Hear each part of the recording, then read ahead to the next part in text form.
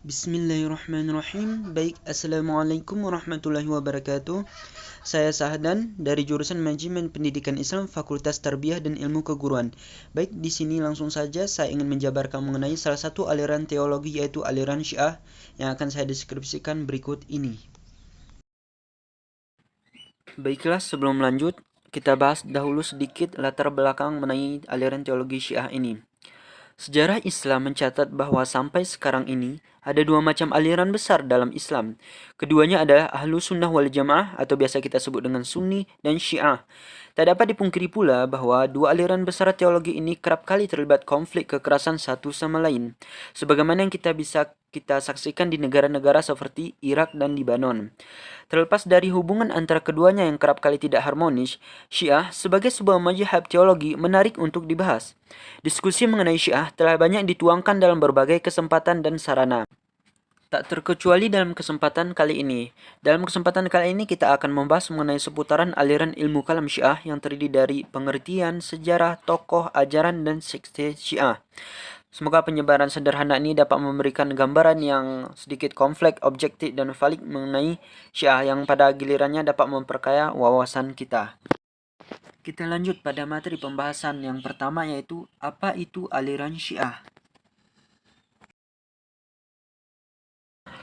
Syiah adalah satu aliran dalam Islam yang meyakini bahwa Ali bin Abi Thalib dan keturunannya adalah imam-imam atau para pemimpin agama dan umat setelah Nabi Muhammad SAW wafat. Dari segi bahasa, kata Syiah berarti pengikut atau kelompok atau golongan, seperti yang terdapat dalam surah As-Saffat ayat 83 yang artinya, dan sesungguhnya Ibrahim benar-benar termasuk ke dalam golongan Nuh. Syiah secara harfiah berarti kelompok atau pengikut. Kata tersebut dimaksudkan untuk menunjuk pada para pengikut Ali bin Abi Thalib sebagai pemimpin pertama Ahlul Bait. Ketokohan Ali bin Abi Thalib dalam pandangan Syiah sejalan dengan isyarat-isyarat yang telah diberikan Nabi Muhammad sendiri ketika Nabi Muhammad masih hidup. Syiah adalah salah satu aliran dalam Islam yang berkeyakinan bahwa yang paling berhak menjadi imam umat Islam sepeninggal Nabi Muhammad SAW ialah keluarga Nabi SAW itu sendiri atau Ahlul Bait. Dalam hal ini, Abbas bin Abdul Muthalib atau paman Nabi SAW dan Ali bin Abi Thalib atau saudara sepupu sekaligus menantu Nabi beserta keturunannya. Perkataan Syiah secara harfiah berarti pengikut, partai, kelompok atau dalam arti yang lebih umum, pendukung. Sedangkan secara khusus, perkataan Syiah mengandung pengertian Syiatu Aliyin atau pengikut atau pendukung Ali bin Abi Thalib. Kata Syiah menurut pengertian bahasa secara umum berarti kekasih, penolong, pengikut, dan lain-lainnya yang mempunyai makna membela suatu ide atau membela seseorang seperti kata hizib atau partai dalam pengertian yang modern. Kata Syiah digunakan untuk menjuluki sekelompok umat Islam yang mencintai Ali bin Abi Thalib karamallahu wajhah secara khusus dan sangat fanatik. Lanjut pada pembahasan selanjutnya, yaitu sejarah aliran Syiah. Di sini, para penulis sejarah Islam berbeda pendapat mengenai awal mula lahirnya Syiah. Sebagian menganggap Syiah lahir langsung setelah wafatnya Nabi Muhammad, yaitu pada saat perebutan kekuasaan antara golongan Muhajirin dan Ansar di balai pertemuan Saqifah Bani Sa'idah. Pada saat itu muncul suara dari Bani Hashim dan sejumlah kecil Muhajirin yang menuntut kekhalifahan bagi Ali bin Abi Thalib. Sebagian yang lain menganggap Syiah lahir pada masa akhir kekhalifahan Utsman bin Affan atau pada awal kepemimpinan Ali bin Abi Thalib. Namun pendapat yang paling masyhur di kalangan para ulama yaitu pendapat yang seperti tertera pada slide ini, yaitu pemberontakan Syiah ini timbul akibat pemberontakan Muawiyah bin Abu Sufyan di Perang Siffin yang disebut sebagai peristiwa tahkim dan arbitrase. Terdapat dua kubu. Yang pertama itu adalah kubu yang menentang perjanjian tersebut. Kemudian kubu ini disebut dengan golongan Khawarij. Kemudian kubu yang satu lagi mendukung Syiah yang disebut dengan Syiatu Ali atau pengikut Ali yang kini sekarang kita ketahui sebagai aliran Syiah. Pendirian kalangan Syiah bahwa Ali bin Abi Thalib adalah imam atau khalifah yang seharusnya berkuasa setelah wafatnya Nabi Muhammad.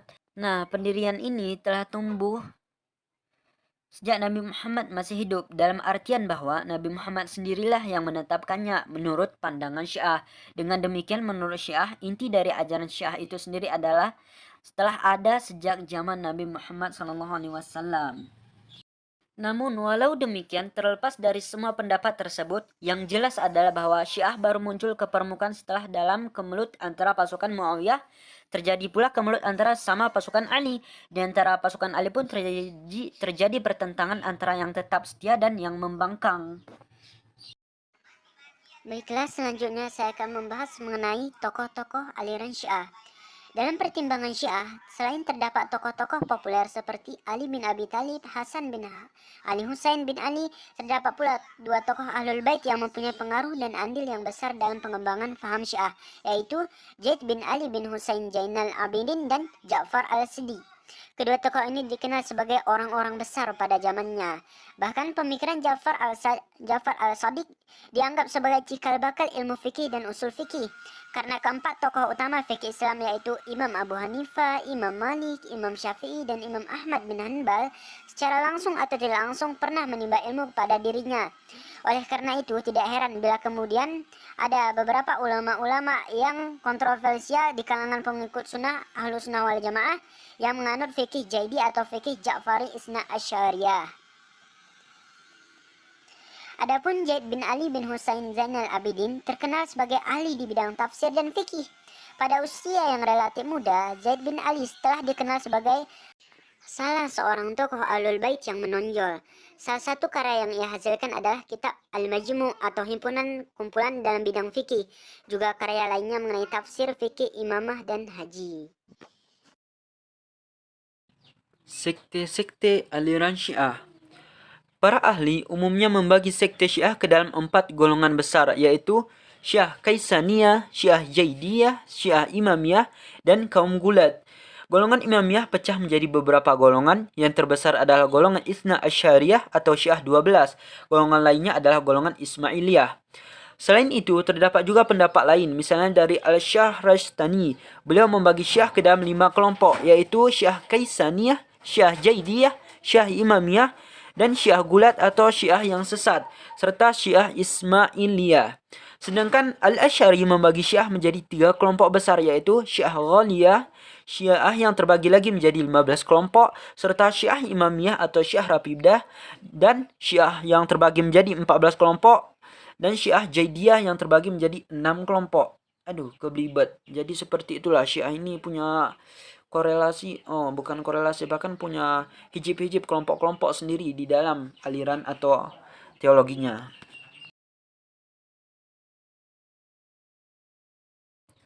Baik, lanjut pada pembahasan akhir yaitu hasil kesimpulan. Aliran Syiah merupakan aliran pertama yang muncul di kalangan umat Islam. Aliran ini dilatar belakangi oleh pendukung Ahlul Bait yang tetap menginginkan pengganti Nabi, yaitu Ali bin Abi Thalib. Mereka mempunyai doktrin sendiri dalam alirannya. Salah satunya adalah tentang imamah atau kepemimpinan. Mereka berpendapat bahwa pengganti Nabi yang pantas menjadi pemimpin adalah seorang yang maksum atau terhindar dari dosa. Bahkan dalam sekte yang ekstrim yaitu Syiah Gulat, mereka telah menuhankan Ali. Mereka menganggap bahwa Ali lebih tinggi daripada Nabi Muhammad SAW. Astagfirullah. Dalam perkembangannya, Syiah dianggap aliran sesat. Banyak yang menganggap bahwa Syiah adalah Islam. Hal ini sangat berbeda sekali karena antara Islam dan Syiah sangat jauh sekali tentang ajaran aqidahnya. Baik, demikianlah hasil akhir dari video presentasi saya mengenai penjabaran dan aliran teologi Syiah. Saya mohon maaf atas segala kesalahan dan kekurangan yang terdapat dalam penjabaran materi saya. Barangkali ada kata-kata yang salah, mohon dimaafkan. Baik, demikianlah yang dapat saya sampaikan. Terima kasih atas segala perhatian. Saya mohon undur diri. Wassalamualaikum warahmatullahi wabarakatuh. Ayam siapa tadi itu? Buk sekali. Terima kasih.